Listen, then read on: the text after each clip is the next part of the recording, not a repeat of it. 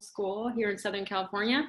Okay. And now most recently, I was an adjunct professor for a couple of years, student teacher supervisor, got my doctorates, and now I work at National University here in the San Diego area as a professor with new teachers and getting them credentialed so they can be in the classroom and be successful.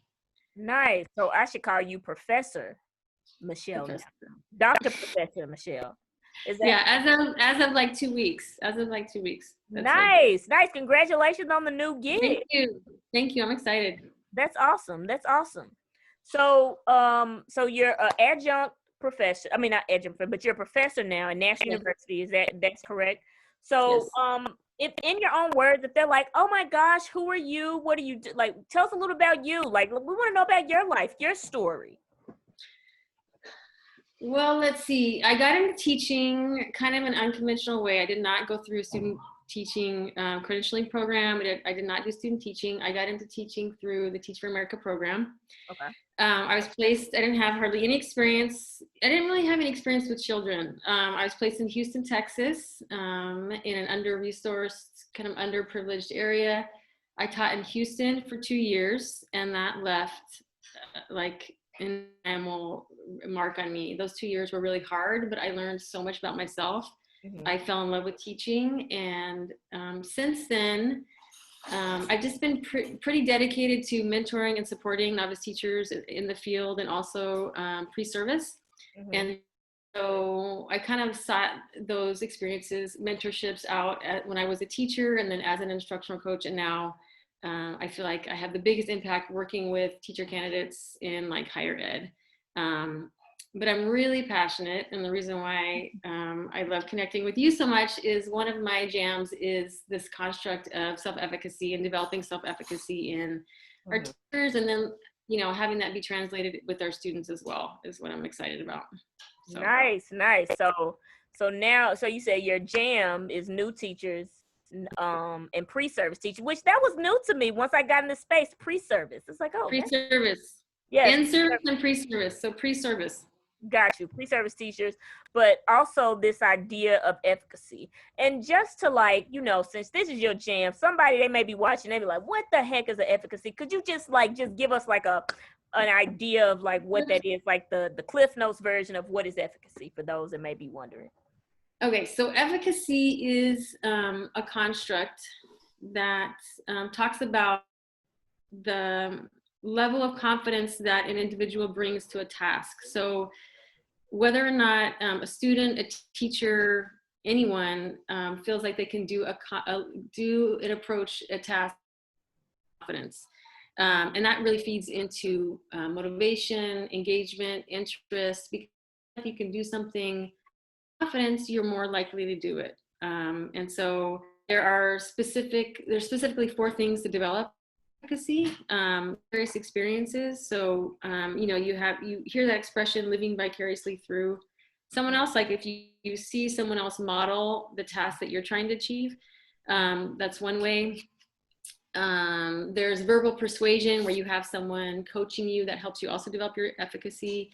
There is mastery experiences, actually having the experience and being able to master it, or feeling like you've mastered it. And then there's physiological arousal, like what are the feelings that you have as you attempt the task? Are you nervous? Is that nervous normalized? Is it okay to be nervous as you approach something that you've maybe never done, or learning how to do something new? So that's the Cliff Notes version. Yes. Every time I hear, I'm just so impressed. Every time that you just break that down, I just feel, I mean, even though since you introduced it, I've been obsessed. I'm upset. That's what I'm telling you. I'm obsessed with it. It's like the backbone for everything. Like, I think everyone should just be focusing on that, because it's the framework for everything, I think. Yes. I definitely agree. And I really love like your passion for it, because I think that often, I think you had a post it may be like a few months ago, but you were like, I want you to think about something that you've accomplished. Right. Yeah. And I just think, I thought about all the things that I've done. I was like, oh, all these 4 things have been there. And yes. Yeah. And if I don't make a move, often it's because I don't believe like that I can do it. You know what I'm saying? So it's just, self-efficacy is a really big deal. So when you say, how do I motivate my students? How do I do self-efficacy? Check that out. Science. Build confidence. Yes. Yes. When you told me the science behind it, I was like, oh, this is about to take me to another level here. This is bomb. This is fire. Okay, so let's get to the meat, the nitty and the gritty, because the grapevines want to know. That was like, tomorrow, school start fits. What should I be doing? So over the past few weeks, you have shared quite a few tips, which I really appreciated. Simplicity, like one of those. And you've also created a resource for new teachers, which I think are awesome, because you just tell us a little bit about like the tips that you've been providing, and also like that resource that you and a team of other educators you guys created for new teachers. I thought that was really dope. Well, there's a couple of links.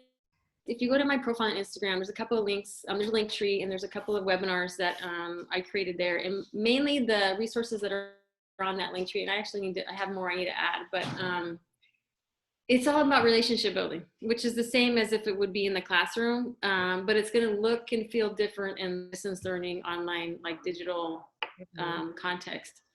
So in the world of learning, the term and kind of the language that the common language using touch points and touch points between, and touch points is, if you're not familiar with that term, it's a term that education is kind of borrowed from the business world, and touch points are any interaction that a consumer has with the brand. So education is using that in this context, is touch points are any interaction it has with whatever you're doing in the class, like the teacher brand, and some teachers can relate to that if they've kind of created a little side gig.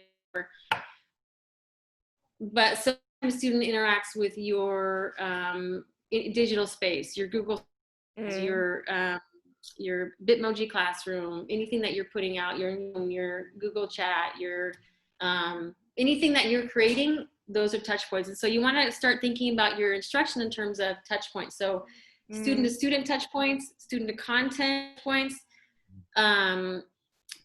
teacher to student touch points, teacher is also, because you're going to need to get that family in there, because they're the ones that are going to be supporting the students with their learning.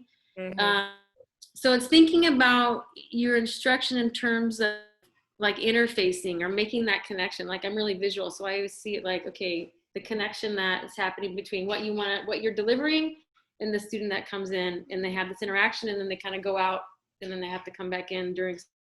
It's not like where they come in and they're with you for 8 hours and you guys are just doing this for 8 hours, right? It's like it's like this kind of in out, touching, and maybe touching with the content, maybe touching with the teacher, and then they kind of go out. That's how when I think about it, that's kind of how I conceptualize it in my mind. Okay, wait a minute. Okay, so which, first of all, that's really dope. The like the business thing, like the touch, like the touch point, yeah. Yes, the like the consumer with the brand. Like, I thought that was real dope. I didn't know that. And the second thing, okay, so let's talk about the touch points, right? Because I want to make sure I'm clear. So the touch point with the content, is that right? Is that a touch point? Student with the content. Student like the student is always the consistent variable, right? Student content, student to student, student to teacher. And it's like teacher to family is another one. Because I think that kind of, that gets a little bit forgotten, but you do want to make sure they have to be on the same team with you. Right. Because if the kid's not showing up, you want to make sure that you reach out to them and say, hey, I haven't seen Diego today, or whoever it is. And so you want to make sure that you're reaching out to them as well.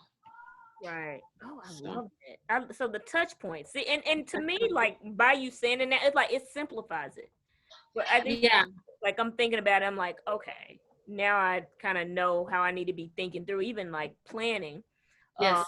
Which, shout out to all the virtual teachers, because I did a model lesson like 2 weeks ago, and I felt like a DJ. I mean, I was just like, yeah. It's a lot to think about. So shout out to all of y'all. Okay, so thank you for that, for kind of framing it. That definitely simplifies it. I feel like that simplifies it.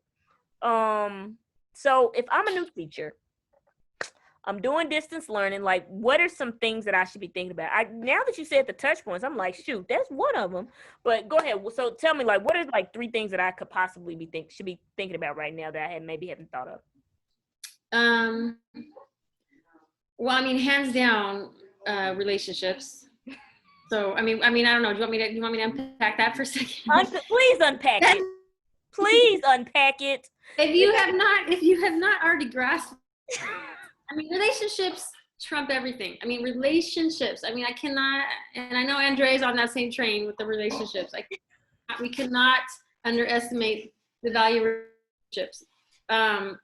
But that's easy to do. That's a lot easier to do in the classroom than it is online. So this is what I've seen teachers do, and this is what I would do as a teacher. You know, as I'm coaching new teachers, and what I would do if I had my own classroom, be making my relationship and my contact with students systematic. You know, sending out postcards to them, calling. Make sure you're calling at least one student every single day.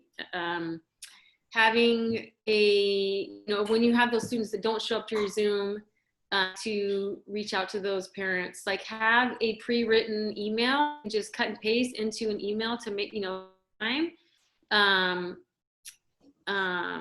so that you can make sure that you're following through relationships that you're having with students. And you want to just do something fun and kind of like lighthearted at the beginning of any Zoom. Like at the beginning of the Zoom, you should have like a circle time, or like a fun game that you're playing, or a whip around, or like upper grades, where that's how the middle school and high school teachers will take role, is they'll have the students sign in, and then the first thing they have to do is they have to fill out a Google form where they talk about, is everybody safe in your family? Have you had breakfast today? Like it's like you're asking them questions that show that you really care about who they are, like that you really are showing up for them. You want to know what's going on, what brought you joy today, like those kinds of things. And so you're interacting with them consistently. I mean, even my daughter, she's kindergarten, and we started school 2 weeks ago. So she's been doing distance learning for 2 weeks. And that's how she opens up her class. She has a little link. It's a Google Forms. She writes her name in there. And then she has there's like 5 Disney characters, and every character represents a feeling. And she puts her feeling. And the first day was like, she was scared. She put that in there. And then like the second day, I mean, now she's like happy every day. But just ways that you can touch them that's not related, that has nothing in relation to, nothing dynamic. Is and how, like, getting a postcard or a letter from your student, like, just blows their mind, and it doesn't have to be like you're a different one to every single kid. Type it up, change a few things, and send it out. Have that stuff already pre-planned, so that you're not spending a lot of time working on that. And I was talking to my husband's 7th and 8th grade humanities or whatever, and he's got 100 students, and I'm like, how are you doing it? Like, how are you managing 100 students and making sure that you're developing a relationship with all of them? And he said that he just focuses his homeroom, and he's in continual contact with the other teachers on his team. Like, everyone's just kind of focusing on their homeroom, but he's like, they're constantly texting and checking in. Did everybody show up? Who's not here? Can you call this parent? But so that you're not all 100, you're just focusing on the ones that your homeroom or your set, and those are the ones that you're going to develop a relationship, and kind of it's going to infiltrate to the other ones. So can I keep on going? I got something else to say too. Go ahead, hit me with it. You know what I'm thinking, right? I'm like, man, she is you are a processes person. I can hear it. Yeah, I can tell, like, you are a process person. You're like systematic, Andrea. Systematic. I'm like all about the system. That's the thing. Like, I need to call you next week. As a teacher, like I'm trying to make it easy for people. I'm trying to think about how I can make it easy too, because it's overwhelming. I mean, I'm like a high school teacher. I mean, I was multiple subjects. I was, I only had 25 kids, but I'm like coaching these people that have their high school, and I'm like, oh my gosh, they have like 100. My husband, I'm like, how do you keep track of it? But it's about collaboration. You gotta collaborate with your colleagues. But the other thing I was going to say is keep it, and I just posted about this, keep your units of content, or your whatever, however you conceptualize it, your units really small, like units. Like we're talking a week to 2 weeks, like whatever it is you're front loading, your content is, it should be small chunks of information. Like I would say 10 minutes, K third or something, keep it small, and then put them into groups, or like, have them process that information, then bring them back. Then another small chunk, process that information, then bring them back. But right now, if you're, remind where you are, you're in, where do you live? Memphis. Okay. You guys are just starting out this week? Tomorrow. Yep. They get started tomorrow. Okay. So I would just really, if I was a new teacher right now, my focus would be on like procedures, routines, like just be successful with their practice, moving them through the digital routines that you want them to do, and giving them very limited directions. Got it. Like for example, so like if you want them to co-create or collaborate using Google Slides, right? Like you're not even messing with the content at this point. You're just putting a link to Google Slides in there. You're saying, okay, everyone, I want you to open the slide deck. I want you to label the slide with your name. I want you to do 3 things that you did, and cut and paste the picture like that. You're just practicing using the technology. Once they figure that out, then in a couple weeks, maybe you say, okay, we're going to collaborate on something. Remember how we did that Google Slides collaboration? Now we're going to add some information about ancient civilizations or whatever it is. So what when I hear you say it, I think about, like, let me make sure I'm with you. You're saying that, like, even though we are not hitting this ELA content yet, they're still gonna practice what you're still gonna do in my class, but we're gonna do it through, like, you're gonna learn about how to use the process of how we, like, the same process, except when we integrate content. Something, I think that's what I'm hearing you say. Like, I call it practice it. Yep, practice your routines through activities.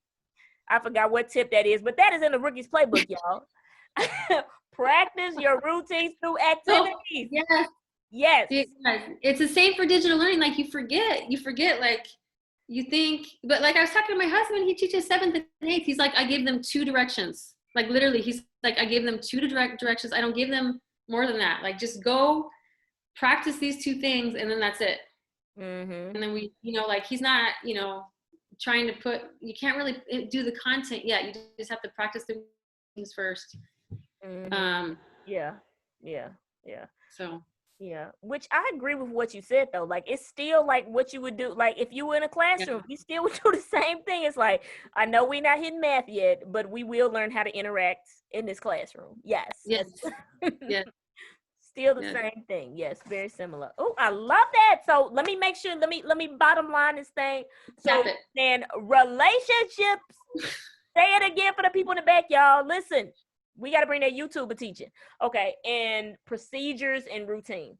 Is that right? Like, those are the things you should be thinking about. Procedures. Small chunks of information. Small chunks of info. Okay. Small chunks of info, folks. Look, see, I feel like I be taking notes from you when you be talking to small chunks of info. Okay. So, let me talk about the small chunks of info. I just want to make sure I'm tight on this.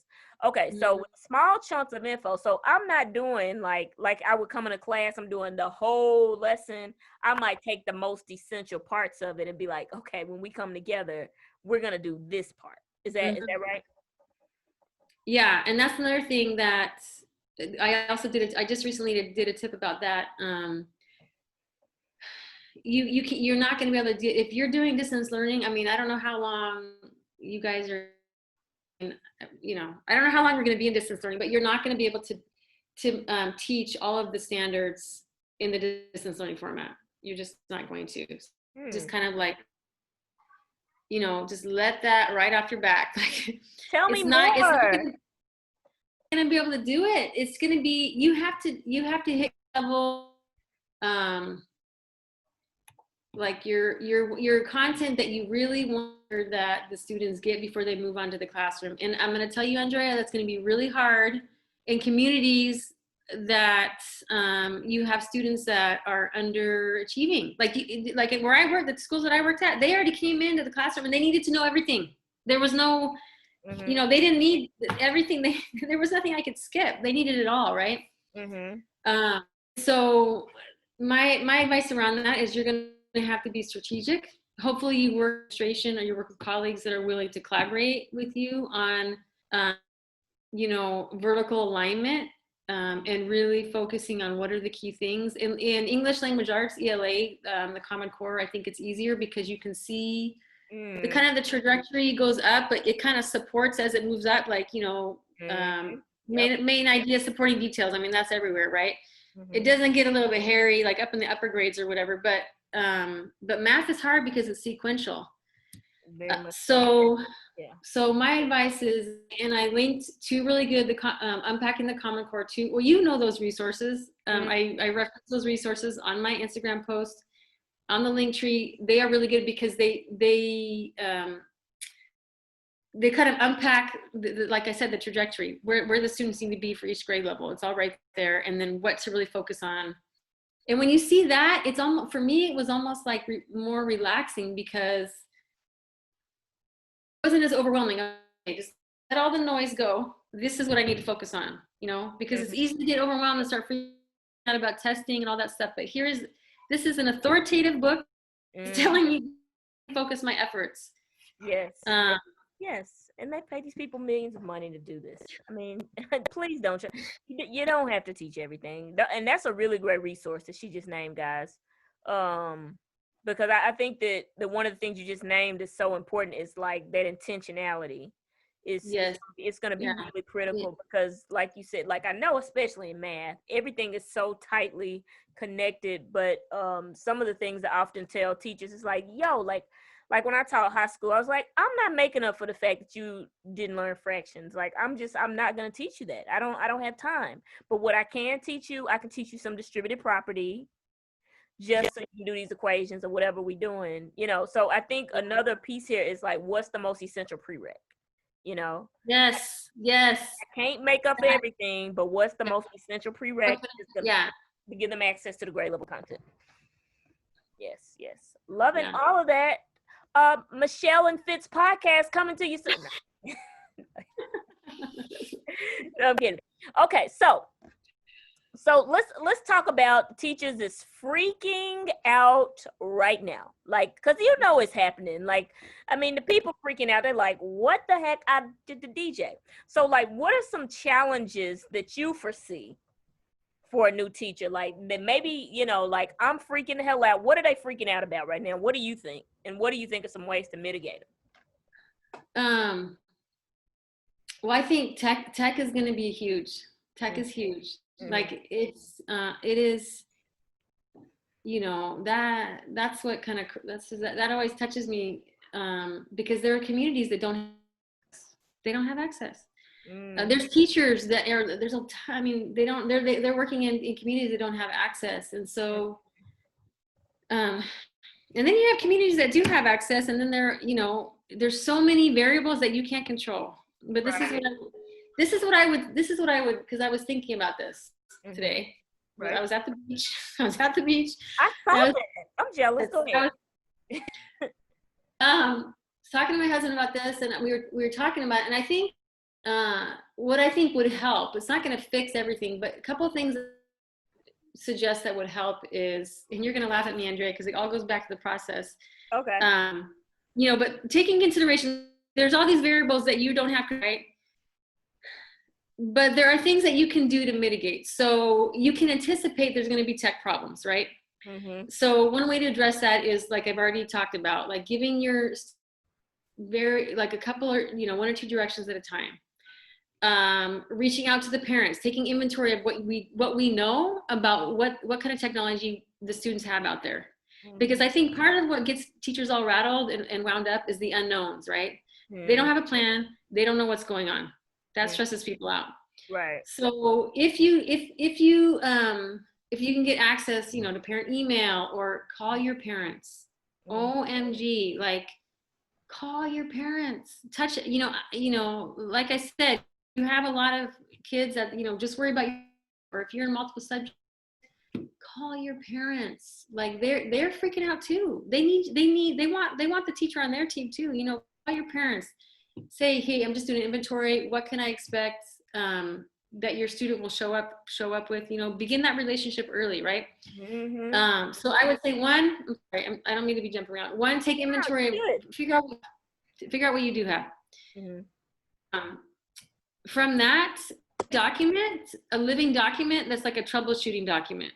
Okay, create a plan for when issues come up. Like you're not going to be able to fix everything because you can't be in someone's house, remote address things, right? But there's a pattern will be created, and you'll start to develop an expertise around this. And if you can get like a troubleshooting sheet, or if you can get maybe you have a student that knows how to do this stuff. I mean, that's not unheard of. And you have him be the tech person, him or her be the tech person. I think part of the problem is the unknowns and then not having a plan. But if you start to have a plan and you start to understand where you are and where your students are, then you can start to troubleshoot. And there's lots of scenarios out there. Some districts are able to do one-on-one and they're sending computers home with kids. Some students aren't. I mean, is there a device anywhere in the vicinity that can be used for this kid's education for a couple hours? So it's those kinds of, that's what I would say. I think tech is huge, and I don't want to, I mean, it's going to be big, but I think having a plan and getting some troubleshooting already on the upscale first is important.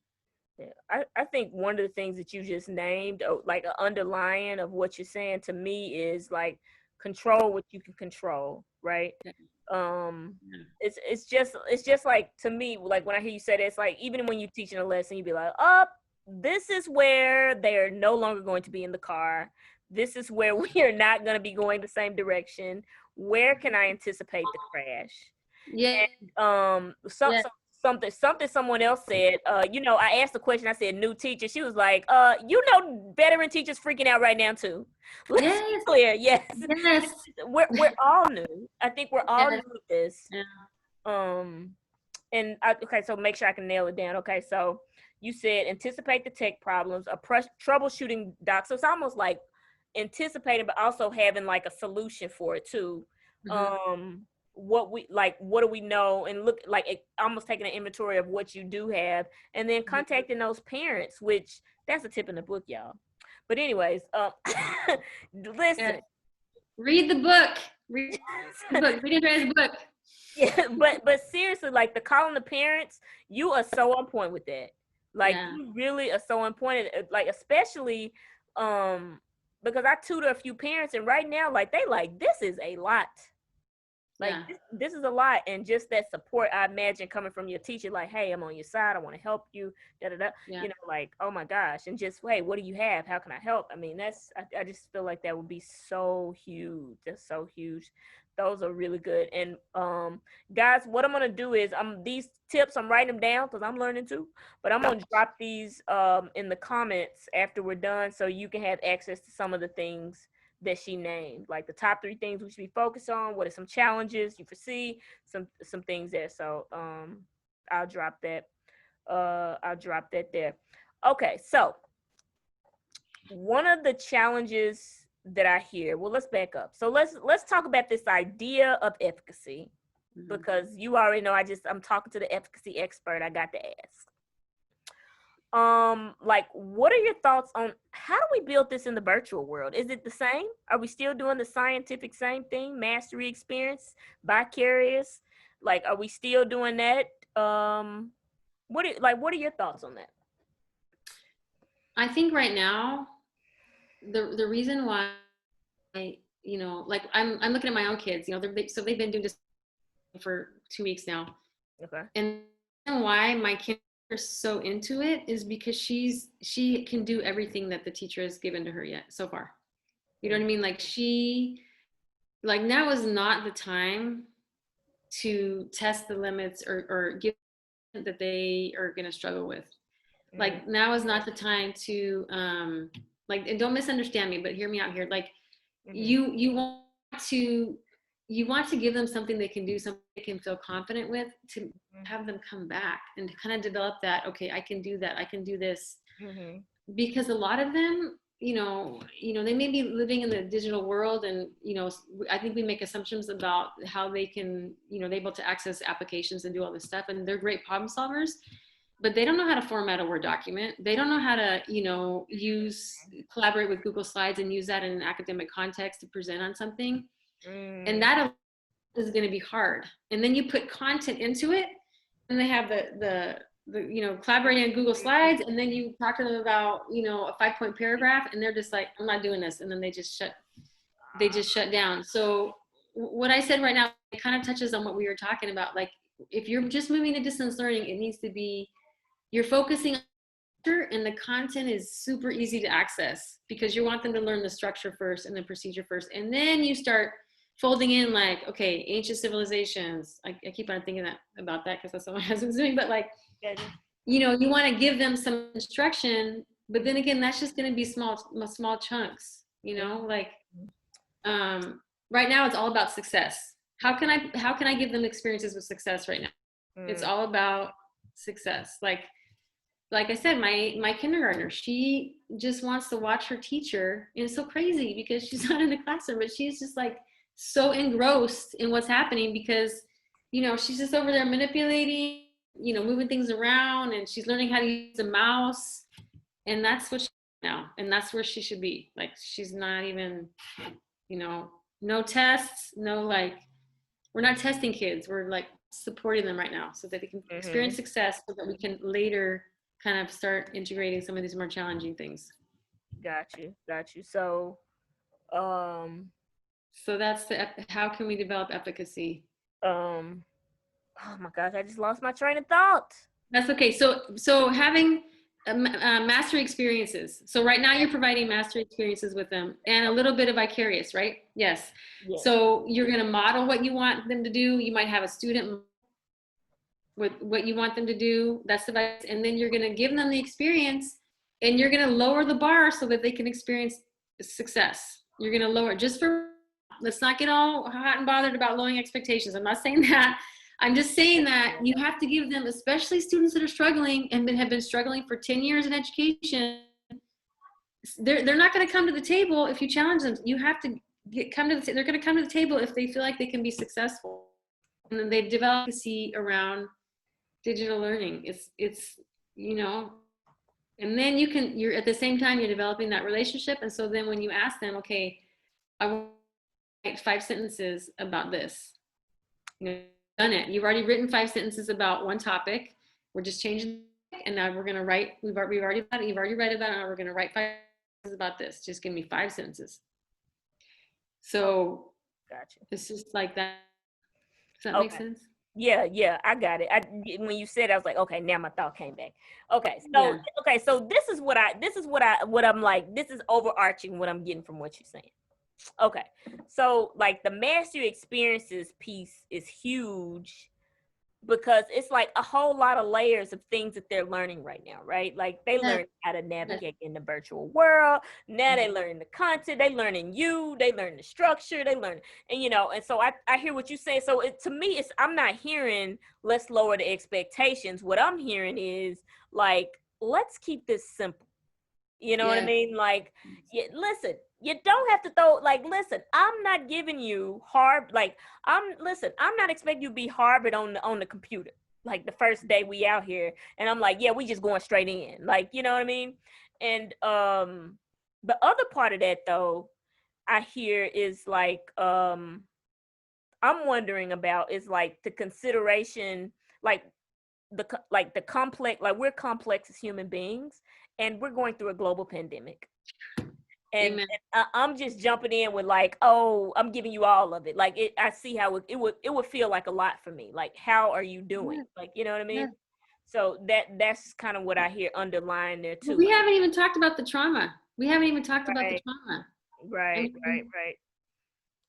You know, that's the thing. It's like kids, you know, you got to touch that little kid. There's a little kid in there, and there's all this heavy going around them.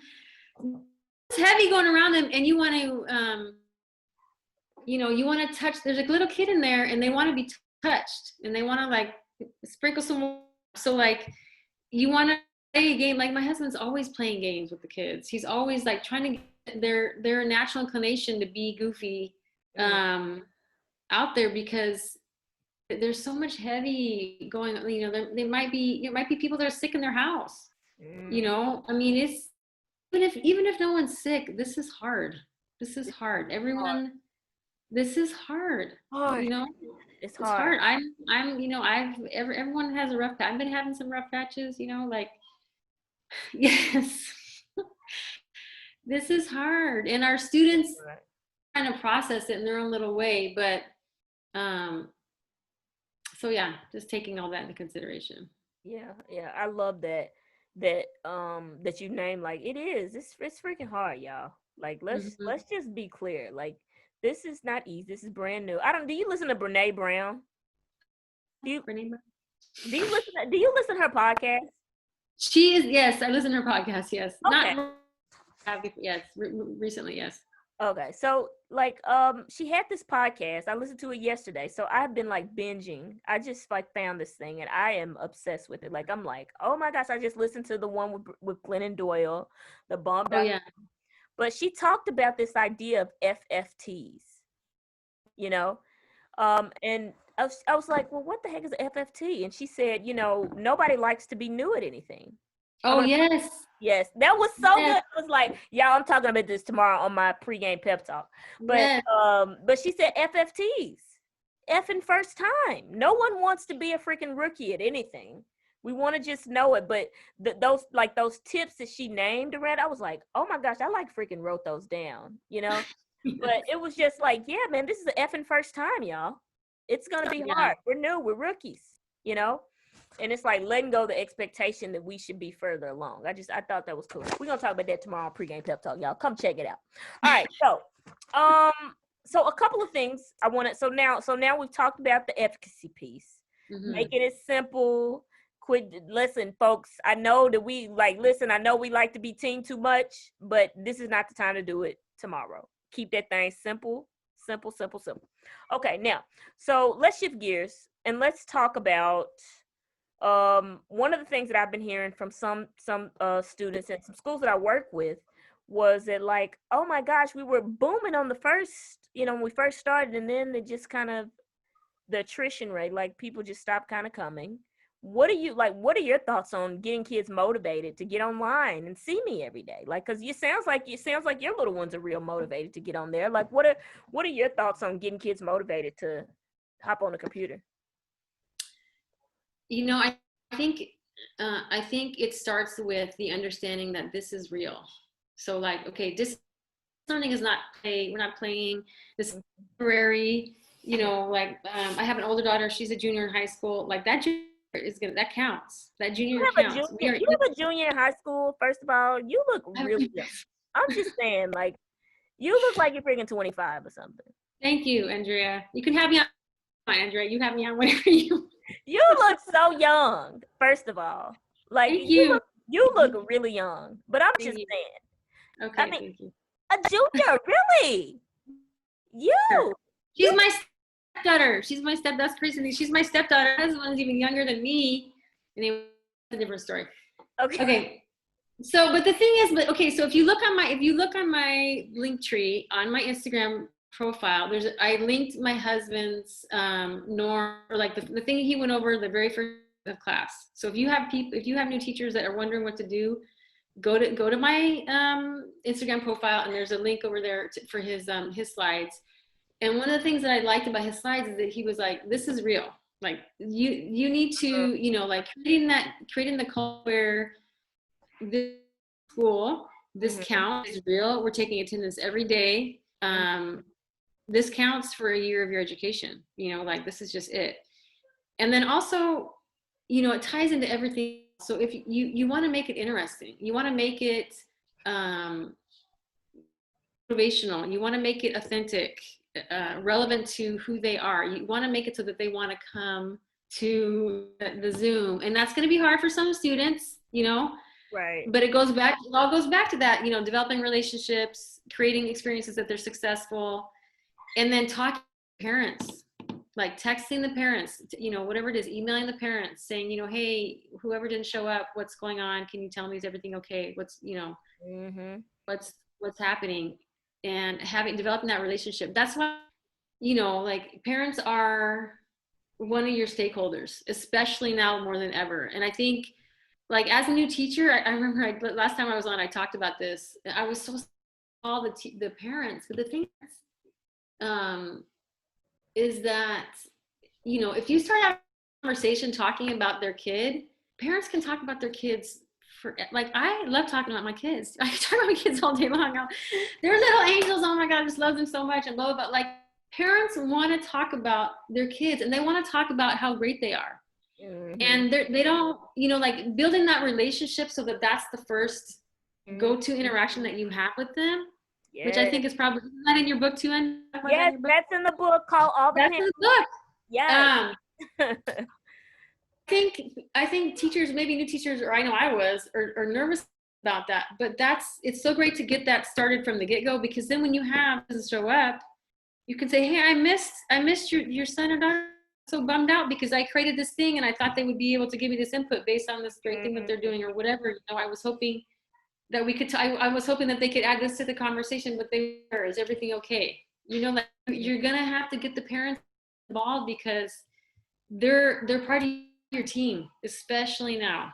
They're team, and you want to make sure that you're involving them. Yeah, I love that. I love that. And when you were saying that, it was making me think about your touch points again. You know what I mean? Yep. Yes. Your touch point to the parent.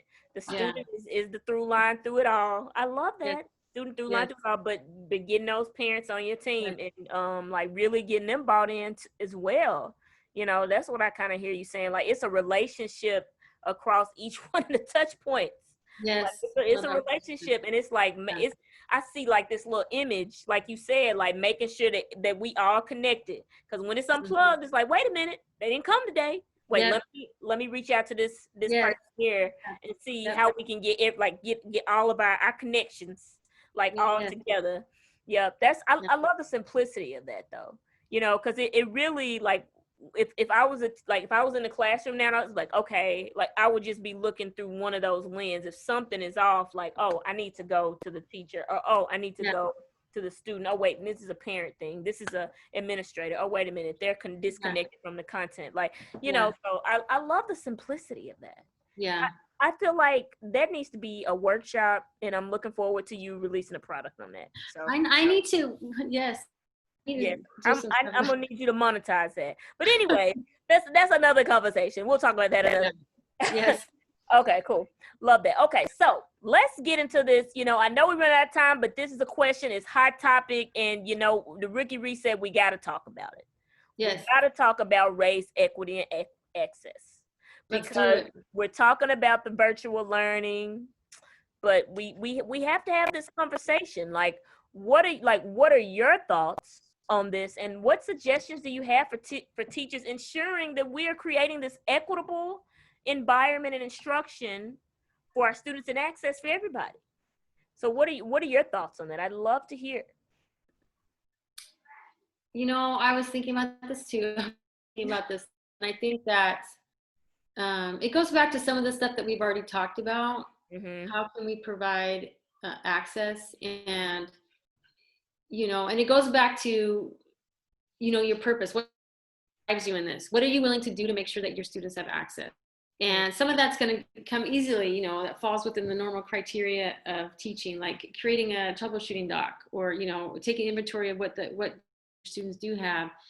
But there's also like that your students need, sending them out in the mail, or finding ways to capitalize on the assets that the students already have in the class, at home, like capitalizing on the different stakeholders, and what is working for this kid that you can use to further them and have them gain access to what you're presenting and what you're offering in the curriculum, I think is key, in thinking outside of what happens in the classroom, because that's what we're being asked to do right now. You have to think outside the box, and that's going to test how you probably teachers define themselves as teachers. But if you're operating from the mindset of, I mean, that's like, get clear about what are you willing to do to help this kid. And once you're clear with that, then you can move forward with, what am I willing to do? Am I willing to, mail material? I mean, I'm not saying you mail materials, but there's got to be some school site, admin, somebody that should be addressing this. That's not the only one addressing this issue. You need to have a whole team that are addressing this issue, doing it by, and that happen, and really thinking about it not thinking about it in terms of the deficit, but what are the assets that your students have, because parents don't want their kids to be screwed right now. Parents don't want their, no parent can honestly, say, I don't want my kid to benefit from education this year. No, that's not how parents operate. They want their kids to benefit. So how can we, as a team, thinking about the different stakeholders, how can I capitalize on what this kid has so that we can move him forward? And it's going to be hard. That's going to be hard. But as a new teacher, so I want to say something about that. So I don't want to put all this, weight on them. They need to, I would say, reach out to their colleagues. How is the school addressing this? How is the grade level addressing this? What are some things that you can draw on? How is the district talking about this? I mean, this is not a new conversation. Right. This isn't just happening, the day before school starts. This hopefully this has been addressed. So that's what I would say about that. And I think, for me, Andrea knows me, I'm all about my little processes and procedures. For me, it helps me to, like I said, have a plan around it and have an understanding of the land. Like, what is how is the land laid out? Or what do I have? What am I trying to say? Context or classroom that I have at my fingertips that I can use. And once you have understanding that, it's easier to tackle the problem. I think unknowns and like, I don't know what's going on. I don't know who's going to show up. I don't know what the device is. How am I going to do this? There's going to be a little bit hairiness, but if you can put yourself in a position to start to figure those things out, I think you'll feel better, and you'll be in a better position to help your students. Got you. And so I think two things I'm taking away from what you said there. Number one, I guess it kind of goes, I think they kind of go together, is to me like asset-based thinking. But also understanding the context of like what you have, it reminds me, I was talking to someone one time and they were saying that I think they had lost their job or something, and she was like, man, I need to make some money. So she was like, what do I have? And she went and she started making plates of food in the house and started selling them to get money, because she was like, I know I can cook, I got food in the house, let me do this, I need to go make some money. You know what I mean? And so it's like, I almost feel like the same thing as what you're saying, like, okay, what's at my fingertips? Okay, I got a computer, I got this, I got that, I got that. But it's also like looking at your students like in that asset-based lens, because like kind of what you said, it's like it goes back to your purpose. You know what I'm saying? And it's like, you said what? No, I was just going to say, it goes back to get clear on what you're willing to do. And it's fine to have boundaries around that. Like everybody has, like, I'm going to draw I'm willing to do this. Okay, now that you know that, within what you're willing to do, how are you going to address your students? How are you going to address the needs of your students? Right. Yeah, I think that's so crucial. I don't know if you saw that speech by Chadwick Boseman about purpose. It's like been floating around IG. No, I haven't. But I've seen some of. Yeah, but that's one of the things he named. Like when you were talking about purpose, he was like, when like you have a purpose or something, he was just like take the road that's more challenging, because it's all gonna shape you for that thing. You know what I mean? And like sometimes like I purpose, like it can be a little challenging get there, but it can drive you to do things that you never could even imagine because you are so driven by that thing, like, oh, I want my students to get it. One way didn't work, let me try this other way. So I also hear like what you're saying too, kind of like being flexible as well. So thank you for that. I love that asset-based lens, guys. You heard it. We have assets. We got what we got. Okay, so we're wrapping up here, and I want to know, like, what is one key point or takeaway that you would like want to stamp for our listeners or our viewers that are tuning in today? What is one key takeaway that you have for them specifically around distance learning or any other thing that we've talked about today? Really want, like, if I was talking to a novice teacher right now, or a new teacher, first year teacher, I really want them to give themselves permission to dial it back.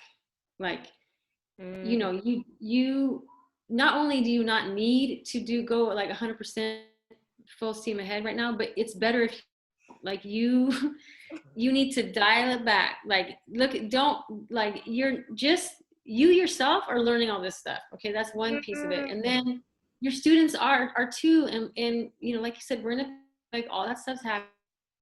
So just focus on a couple of things every time you're in front of them. You know what I mean? And then, I think the expectation that you have to, I mean, everyone has different expectations with their district and stuff, but like the idea that you're going to be in front of your students for 4 or 5 hours a day and you're just going to present or whatever, or it really needs to be way more simpler than that. So dial it back, make it super simple. Make sure that you're incorporating a little bit about relationships every time you meet with your students, and read them. Like, if they need a break, you know, read a chapter out of a book, read a story, you know, kind of your finger on the relationships, and like you've been saying, just keep it super simple. That's what I would say. I love it. Simplicity, you heard it. Simplicity and relationships, y'all. You heard it from the Dr. Michel. Simplicity, relationships, guys. Keep it simple. Asset-based. That's a key takeaway for me too. And mastery experiences, keep it simple. They don't have to listen. Dial it back, guys. You don't have to do all of it, not at once at least. Okay. So always ask this question. For all of our guests, what is one thing that you wish someone would have told you your first year? I wish someone would have told me right my first year. And I don't remember, I don't know how I answered it the first time I was on your show, but I think now it's just like, you don't have to be amazing at everything.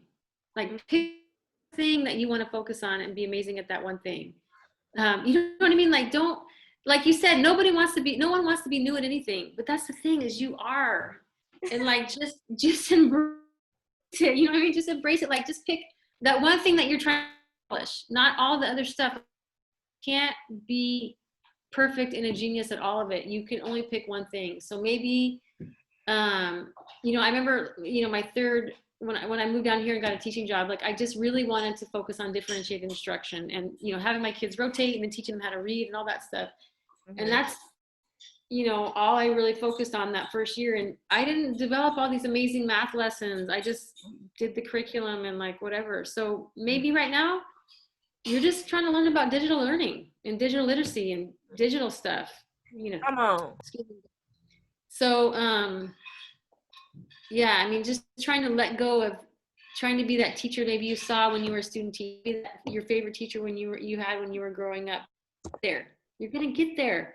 Yes. Just right now, it's just focus on that one thing. The one thing. I love that. I love that. And even those teachers that you saw that were great, at one point they were a new teacher too, you know? Oh yeah, they made a ton of mistakes. Yeah. Oh, everyone did. Like, you see the Dr. Heather Michel, at one point she was a new teacher too. I mean, I still make mistakes. Oh my gosh. I make mistakes all the time. Every day. Every day. Every day I make a mistake. Yes, sure do. And they are what make us so great. So for those that want to connect, and guys, I need you to go to her Instagram, because she dropped some gems on the distance learning, y'all. So if people want to connect with the Dr. Heather Michel, where do they go? Where can they connect? Facebook, Instagram is at Dr. Michel _ coaches, and Michelle is Michel. Dr. And Michelle, then what is it called? Dr. Michelle, I'm putting it in here. Dr. underscore coaches. And then Facebook is just Dr. Michelle Coaches, no underscore. Straight Dr. Michelle Coaches. Yeah. Oh, that is you. Coaching teachers. Look, I just added you. Look. Yep. Oh, nice. Yep. Nice. Well, I am so grateful that you took some time out of your busy schedule to share your expertise and drop those distance learning gems, y'all. Yes. I really appreciate you taking your time. And guys, we will be back next week. Well, actually not next week because it's a holiday, but the following week, 13th, we'll be back. But thank you, Dr. Michelle. You have any parting words for the crew, for the squad before we bounce out? Anything? Just keep on showing up, keep on connecting to Instagram, and reach out to the people, find your tribe, reach out to people that are supporting you, and keep on showing up.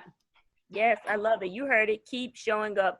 So we'll be back next, 2 weeks, guys. The 13th, we'll be back again. But you guys have a great rest of the week at the Shelby County Schools. Y'all have a great first day of school tomorrow. And we are out next week, baby. Or 2 weeks. I keep saying 2 weeks. See you soon. All right, gonna stop the live stream. Yes, we're off the live stream.